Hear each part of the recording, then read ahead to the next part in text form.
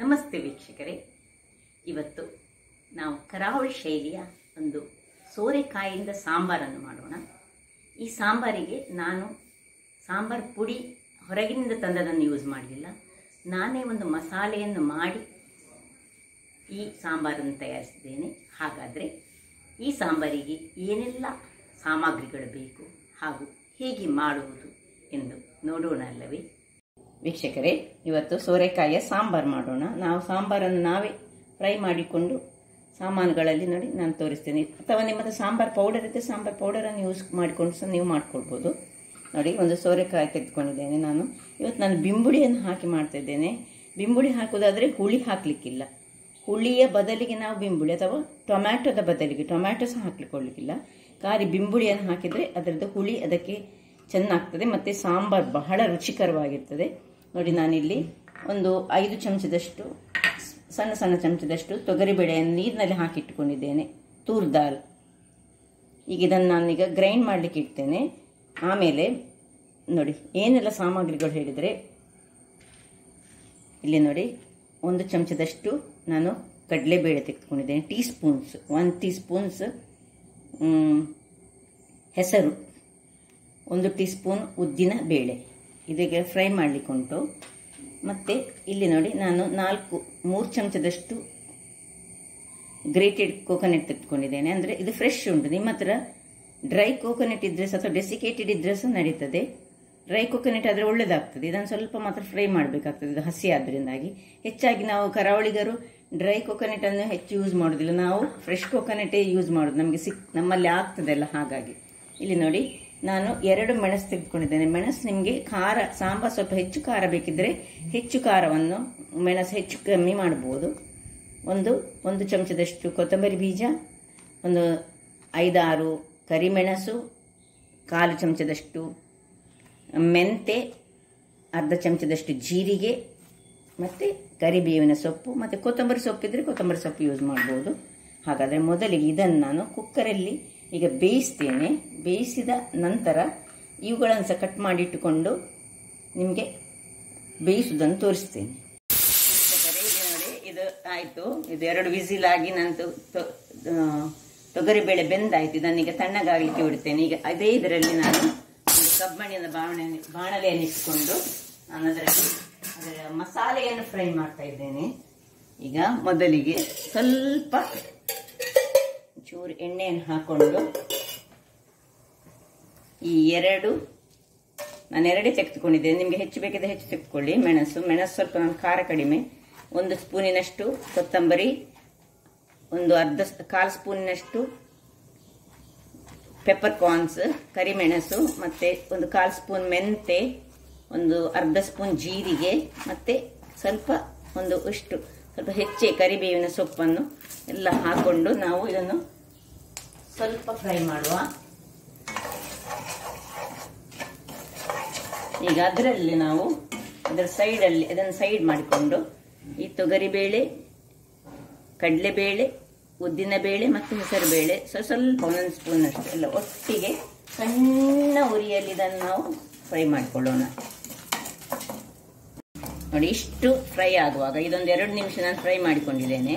ಇಷ್ಟು ಫ್ರೈ ಆಗುವಾಗ ನಾವು ಒಣ ಕೊಬ್ಬರಿ ಆದರೆ ಲಾಸ್ಟಿಗೆ ಆಫ್ ಮಾಡಿ ಹಾಕೊಳ್ಬೋದು. ಇದೀಗ ಹಸಿ ಕೊಬ್ಬರಿ ಆದ್ದರಿಂದಾಗಿ ನಾನು ಇದನ್ನು ಮೊದಲೇ ಸ್ವಲ್ಪ 1-2-3 ಚಮಚದಷ್ಟು ಇದರಲ್ಲಿ ಹಾಕ್ಕೊಂಡು ಇದನ್ನು ಸ್ವಲ್ಪ ಒಳ್ಳೆ ಫ್ರೈ ಮಾಡ್ತೇನೆ. ಆಫ್ ಮಾಡಲಿಲ್ಲ, ಒಳ್ಳೆ ಸ್ವಲ್ಪ, ಯಾಕೆಂದರೆ ಕೊಬ್ಬರಿ ಸ್ವಲ್ಪ ಫ್ರೈ ಆಗಬೇಕು ಇದರಲ್ಲಿ. ಮತ್ತೆ ಸ್ವಲ್ಪ ಹಲ್ದಿ ಪೌಡರನ್ನು ಹಾಕ್ಕೊಳ್ತಿದ್ದೇನೆ. ನೋಡಿ, ಈಗ ಒಂದು ನಿಮಿಷ ಇದನ್ನು ಫ್ರೈ ಮಾಡಿ ನಾನೀಗ ಆಫ್ ಮಾಡಿಕೊಳ್ತಿದ್ದೇನೆ. ಇದೀಗ ಮಸಾಲಕ್ಕೆ ಬೇಕಾದಂತಹ ಈ ಸೋರೆಕಾಯಿಯ ಮಸಾಲೆ ಬಹಳ ರುಚಿಕರವಾಗಿರ್ತದೆ. ಇದು ಸಾಂಬಾರು ನಾನು ಮಾಡ್ತಾ ಇದ್ದೇನೆ. ಅದರಿಂದಾಗಿ ಸ್ವಲ್ಪ ತೆಂಗಿನಕಾಯಿಯನ್ನು ನಾನು ತೆಗೆದುಕೊಂಡಿದ್ದೇನೆ. ಯಾವುದಕ್ಕೆ ಸಾಕ್ತದೆ, ದೋಸೆಗೆ ಸಾಕ್ತದೆ ಅಥವಾ ನೀವು ಅನ್ನದ ಜೊತೆ ಸಹ ಇದನ್ನು ಕಲಿಸ್ಕೊಂಡು ತಿನ್ಬಹುದು. ಇಷ್ಟ ಆಗುವಾಗ ನೋಡಿ, ಈಗ ಆಫ್ ಮಾಡಿಕೊಳ್ತಿದ್ದೇನೆ. ನಾನು ಅದರ ಮೊದಲು ಸ್ವಲ್ಪ ಹಿಂಗನ್ನು ಇದಕ್ಕೆ ಹಾಕೊಳ್ತಿದ್ದೇನೆ. ಆಗ ನಾನು ತೊಗರಿಬೇಳೆ ಬೇಯಿಸುವಾಗ ಸಹ ಹಿಂಗನ್ನು ಹಾಕೊಂಡಿದ್ದೇನೆ ಸ್ವಲ್ಪ. ಈಗ ಮಸಾಲೆಗೆ ಸ್ವಲ್ಪ ಹಿಂಗನ್ನು ಹಾಕಿ ಸ್ವಲ್ಪ ಫ್ರೈ ಮಾಡಿಕೊಳ್ಳೋದು, ಆಫ್ ಮಾಡಿಕೊಳ್ಳೋದು. ಮತ್ತು ಇದನ್ನು ತಣ್ಣಗಾಗಲಿಕ್ಕೆ ಕೆಳಗೆ ಬಿಡುವ. ಇದೇ ಈಗ ಗ್ಯಾಸ್ನಲ್ಲಿ ನಾನು ಒಂದು ಪಾತ್ರೆಯನ್ನು ಇಟ್ಕೊಂಡು ನೋಡಿ, ಇದರಲ್ಲಿ ಈಗ ನಾವು ಸೋರೆಕಾಯಿಯನ್ನು ಬೇಯಿಸಿಕೊಳ್ಳೋಣ. ಈಗ ಇದಕ್ಕೆ ಸ್ವಲ್ಪ ಎಣ್ಣೆಯನ್ನು, ಒಂದು 2 ಚಮಚದಷ್ಟು ಎಣ್ಣೆಯನ್ನು ಹಾಕ್ಕೊಂಡು ನಾನು ನೀರುಳ್ಳಿಯನ್ನು ಇದರಲ್ಲಿ ಹಾಕ್ಕೊಳ್ತಿದ್ದೇನೆ ವೀಕ್ಷಕರೇ.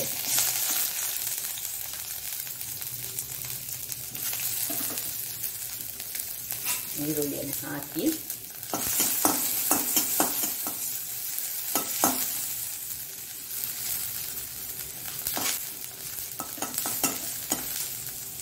ಈಗ ಈ ನೀರುಳ್ಳಿ ಸ್ವಲ್ಪ ಬಾಡಲಿ. ನೀರುಳ್ಳಿ ಸ್ವಲ್ಪ ಬಾಡುವಾಗ ನೋಡಿ ಕರಿಬೇವಿನ ಸೊಪ್ಪನ್ನು ಹಾಕೊಳ್ತಿದ್ದೇನೆ.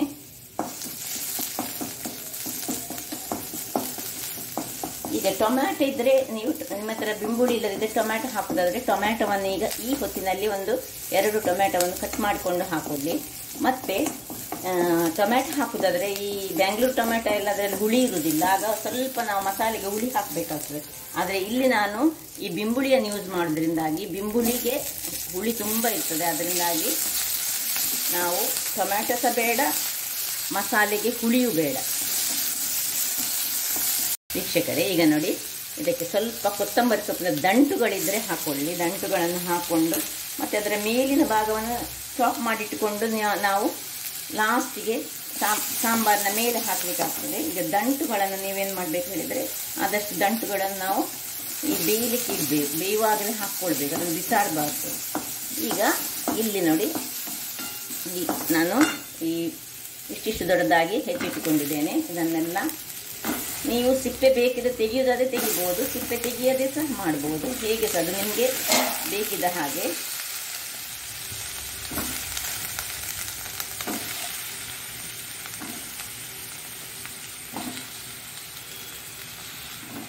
ಒಮ್ಮೆ ಚೆನ್ನಾಗಿ ತೊಳೆದೇ ಕಟ್ ಮಾಡಿದ್ದೇನೆ, ಪುನಃ ಸ್ವಲ್ಪ ನೀರಿನಲ್ಲಿ ಹಾಕೊಂಡಿದ್ದೇನೆ ನಾನು ವೀಕ್ಷಕರೇ. ಈಗ ಇದಕ್ಕೆ ಉಪ್ಪು ಮತ್ತು ಬೆಲ್ಲ ಹಾಕಿ ನಾವು ಇದನ್ನು ಒಂದು ಲೋಟ ನೀರು ಸುರಿಗೆ ಹಾಕೊಳ್ಳೋಣ. ಸ್ವಲ್ಪ ತಿರುಗಿಸ್ಕೊಳ್ಳೋಣ ಇದರಲ್ಲಿ ಎಣ್ಣೆಯಲ್ಲಿ. ಇದು ಸ್ವಲ್ಪ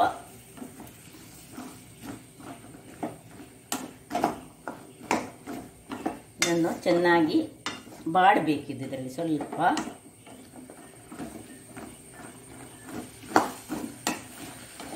ಆ ನಂತರ ಇದಕ್ಕೆ ಸ್ವಲ್ಪ ನೀರು, ಒಂದು ಲೋಟದ ಮುಳುಗುವಷ್ಟು ಬೇಯಲಿಕ್ಕೆ ನೀರು, ಇನ್ನು ಉಪ್ಪು, ಈಗ ಬೆಲ್ಲ ನೋಡಿ, ಉಪ್ಪಾಯಿತು. ಈಗ ಬೆಲ್ಲ ಒಂದು ಸಣ್ಣ ತುಂಡು ಸಾಕು ಹಾಕಿ ಇದನ್ನು ಮುಚ್ಚಿಟ್ಟುಕೊಳ್ಳೋಣ. ನೋಡಿ ವೀಕ್ಷಕರೇ, ಮಸಾಲೆ ಒಳ್ಳೆ ತಣ್ಣಗೆ ಆಗಿದೆ ನೋಡಿ.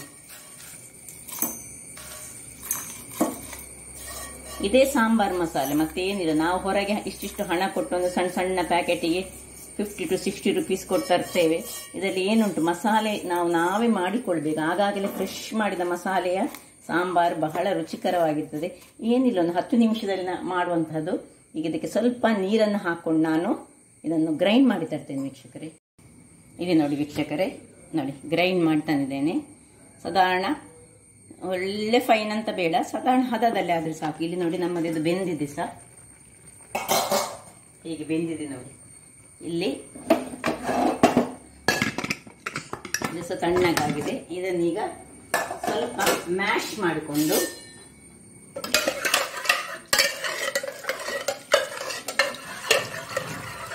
ಇದಕ್ಕೆ ಸೇರಿಸ್ಕೊಳ್ಳೋಣ.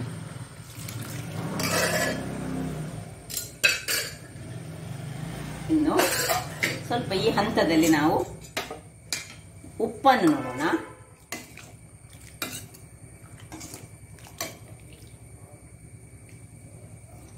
ಉಪ್ಪು ಸ್ವಲ್ಪ ಕಡಿಮೆ ಉಂಟು, ನಾನು ಹಾಕಿದ್ದು ಸ್ವಲ್ಪ ಉಪ್ಪು ಕಡಿಮೆ ಆಗಿದೆ. ಸ್ವಲ್ಪ ಉಪ್ಪನ್ನು ಹಾಕೊಳ್ತಿದ್ದೇನೆ.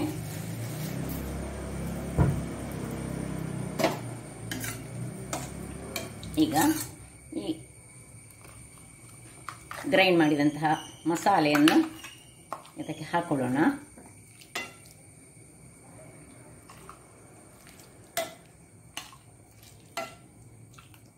ಯಾಕೇಳಿದ್ರೆ ಆಲ್ರೆಡಿ ಅದರಲ್ಲಿ ಸೋರೆಕಾಯಿ ತುಂಬ ನೀರು ಬಿಡ್ತದೆ, ಅದರಿಂದಾಗಿ ನೀರುಂಟು. ನಮಗೆ ಮತ್ತೆ ದಪ್ಪ ಸಾಂಬಾರು ಸಹ ಬೇಡ, ಹದಾದ ಸಾಂಬಾರು ಸಾಕು.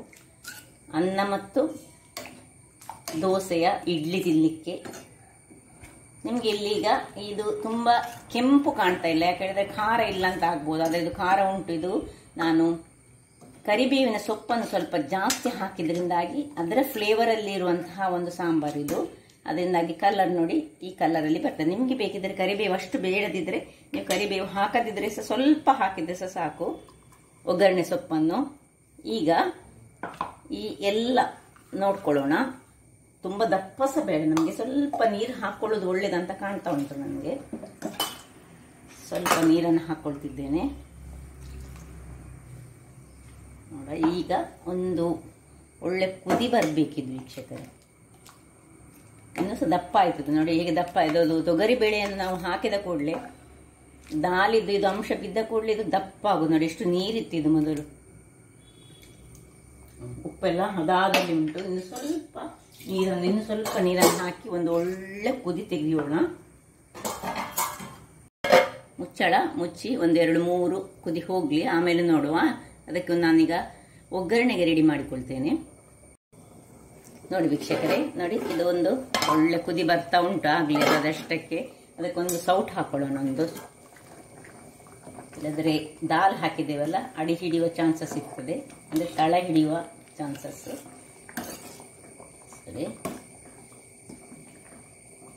ನೋಡಿ ಏನು ಚೆನ್ನಾಗಿ ಪರಿಮಳ ಸಹ ಬರ್ತಾ ಉಂಟು. ಈ ಸಾಂಬಾರು ನಾವು ನಮ್ಮದೇ ಪ್ರಿಪರೇಷನ್ ಆದ್ರಿಂದ ಅದು ಪೌಡರ್ ನೋಡಿ. ಇಲ್ಲಿ ಈಗ ನಾನು ಒಗ್ಗರಣೆಗೊಂದು ಇಟ್ಕೊಂಡಿದ್ದೇನೆ.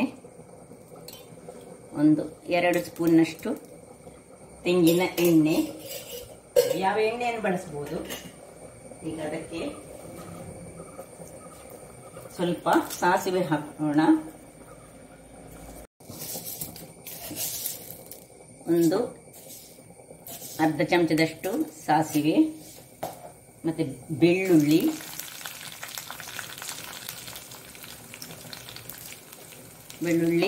ಸ್ವಲ್ಪ ಫ್ರೈ ಆಗಲಿ. ಅದರಲ್ಲಿ ಸ್ವಲ್ಪ ಕರಿಬೇವಿನ ಸೊಪ್ಪನ್ನು ಹಾಕೊಳ್ಳೋಣ.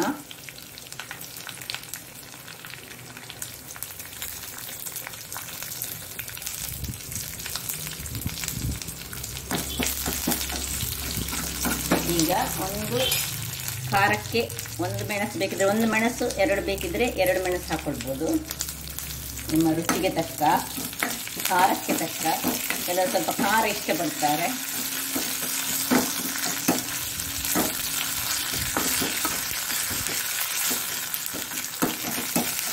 ಬೆಳ್ಳುಳ್ಳಿ ಅದರಲ್ಲೇ ಸ್ವಲ್ಪ ಕಾಯಬೇಕು. ಇನ್ನು ಸ್ವಲ್ಪ ಹಿಂಗನ್ನು ಹಾಕೊಳ್ಳೋಣ ವೀಕ್ಷಕರೇ. ಸಾಕು, ಇಷ್ಟು ಹಾಕಿ ಹಿಂಗೆ ಹಾಕಿದ ಕೂಡಲೇ ನಾನು ಆಫ್ ಮಾಡೋದು. ಯಾಕಂದರೆ ಹಿಂಗಿನ ಪುಡಿ ಇದ್ದರೆ, ಇಲ್ಲದ್ರೆ ಹಿಂಗಿನ ಕೆಲವೊಂದು ಅಂಟಿರ್ತದೆ, ಅದು ಸ್ವಲ್ಪ ಬಹಳ ಒಳ್ಳೆಯದು. ಅದಿದ್ರೆ ಸ್ವಲ್ಪ ಮೊದಲೇ ಹಾಕ್ಕೊಂಡು ಮಾಡಿದರೆ ಆಯಿತು. ಆಯಿತು. ಈಗ ಇದನ್ನು ಇದಕ್ಕೆ ಶಿಫ್ಟ್ ಮಾಡಿಕೊಳ್ಳೋಣ. ಏನು ಚೆನ್ನಾಗಿ ಕುದೀತಾ ಉಂಟು. ಇದಕ್ಕೆ ಆಫ್ ಮಾಡ್ಕೊಳ್ತೇನೆ ಮತ್ತು ಶಿಫ್ಟ್ ಮಾಡ್ತೇನೆ.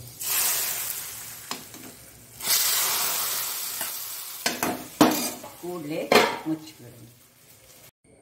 ವೀಕ್ಷಕರೇ ಇಲ್ಲಿ ನೋಡಿ, ಈಗ ಸರ್ವಿಂಗ್ ಟೈಮ್ ಸ್ವಲ್ಪ. ಈಗ ನಾನು ಕೊತ್ತಂಬರಿ ಸೊಪ್ಪನ್ನು ಇದಕ್ಕೆ ಸ್ವಲ್ಪ ಹಾಕ್ಕೊಳ್ತೇನೆ. ಹಾಕೊಂಡು ಕೊತ್ತಂಬರಿ ಸೊಪ್ಪು ಯಾವಾಗಲೂ ಅದರ ಫ್ಲೇವರ್ ಮತ್ತೆ ಬಿಡಬೇಕು. ಈಗ ಸರ್ವಿಂಗ್ ಟೈಮ್.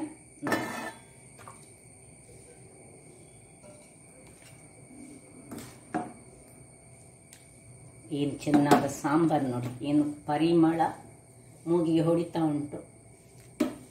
ಸೊ ಈ ರೀತಿಯಾಗಿ ನಾವೇ ಸಾಂಬಾರ್ ಪೌಡರ್ ಮಾಡೋದನ್ನು ಸಹ ನಾನು ನನ್ನ ವಿಡಿಯೋದಲ್ಲಿ ಉಂಟು ವೀಕ್ಷಕರೇ, ನೋಡಿರ್ಬೋದು ನೀವು.